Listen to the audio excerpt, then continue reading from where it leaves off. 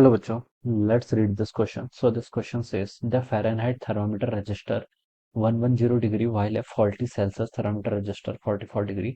Find the error in the letter. आपको क्या बताना है? यहाँ पर एरर बताना है, ठीक है। तो चलिए बच्चों इस क्वेश्चन को स्टार्ट करते हैं। So we can write down the key concept of this question. इस क्वेश्चन का बच्चों की कॉन्सेप्ट क्या लिख सकते हैं? आपको एरर बताना है, ठीक है। थर्मोमीटर में क्या बताना है? आपको एरर बताना है।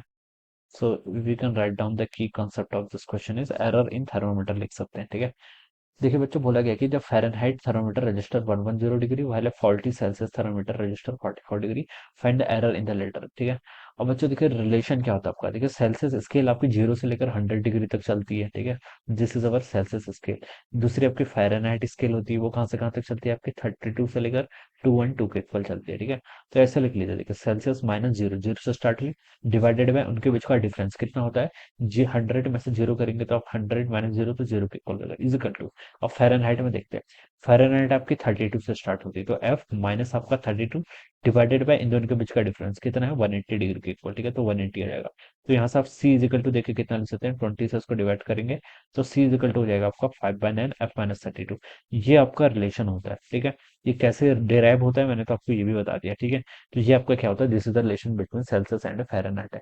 अब क्वेश्चन में बोल रखा है कि फ़ारेनहाइट जो थर्मामीटर है वो 110 फ़ारेनहाइट बता रहा है, ठीक है। तो एक्चुअली में वो सेल्सियस में कितना होगा, ठीक है।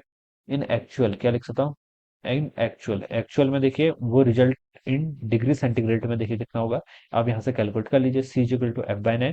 फ़ारेनहाइट स्केल आपका 110 कर रही है, तो 110 माइनस 32 कर लीजिए, ठीक है। तो ये कितना आएगा आपका? 78 इंटू 5 आपका 390, 390/9 के इक्वल आएगा ना।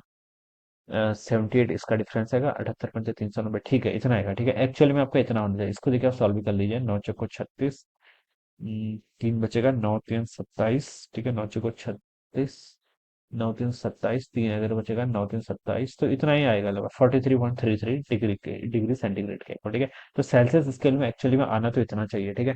लेकिन देखिए सेल्सियस थर्मामीटर कितना शो कर रहा है? 44 डिग्री सोल्स कर रहा है। तो उसका मतलब इसमें एरर है। एरर देखिए बच्चों कितना होगा? एरर होगा आपका एक्चुअल माइनस जो आपकी रीडिंग है। एक्चुअल रीडिंग होनी कितनी चाहिए थी? 43.33 के इक्वल, ठीक है। और ये दिखा कितना रहा है? 44 के इक्वल, ठीक है। तो अब इसका इन दोनों के यहाँ पर से डिफरेंस लिख लीजिए, ठीक है। डिफरेंस देखिए हम कुछ भी कर लीजिए, माइनस कर लीजिए, ठीक है। पहले आप 44 लिख लीजिए या फिर इसको लिख लीजिए 43। आपको डिफरेंस बताना है। एरर आपका ऑलवेज मॉड में आएगा, ठीक है। तो इसको हम सॉल्व करेंगे तो आपको 0.67 डिग्री सेल्सियस, 67 या फिर 667 लिख लीजिए, ठीक है। ऑप्शन जितने भी सिग्निफिकेंट फिगर आपको बताने हैं, तो 0.667 लिख लीजिए या फिर 0.67 लिख लीजिए। तो ये क्या हो जाएगा? इस क्वेश्चन का आपका यहाँ से करेक्ट आंसर हो जाएगा 0.667 डिग्री सेंटीग्रेड, ठीक है। तो ये देखिए आपको फर्स्ट ऑप्शन में गिवन क्या हुआ है। तो बच्चों आप क्या बोलेंगे? Answer one will be the right answer of this question. तो इस तरीके से बच्चों हम क्या करेंगे? इस क्वेश्चन को यहाँ पर सॉल्व करते हैं, ठीक है। So I hope you all understood this concept of the question. Thank you so